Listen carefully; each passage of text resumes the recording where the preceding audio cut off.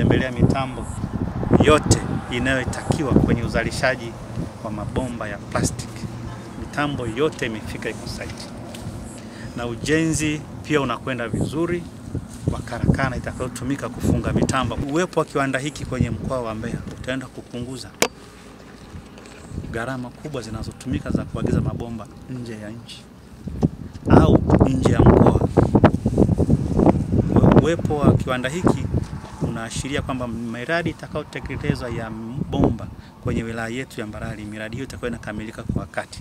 Kwa kuwa hapatakuwa na changamoto tena ya uhitaji wa mabomba kuagiza kutoka Dar es Salaam, Mwanza au hata nje ya nchi. Kwa hiyo niwashukuru sana uongozi mzima wa RJ Musa Construction kwa kazi kubwa mliofanya. Mwisho kabisa, tuendelee kumsaidia Daktari Samia Suluhu Hassan, Rais wa Jamhuri ya Muungano wa Tanzania. Rais ambaye amejipambanua kwa miaka yake 4 kuhakikisha kwamba nchi inafunguka.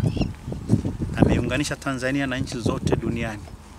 Na ndio maana leo nimesema vile vifaa mmevipata kutoka China bila usumbufu wowote.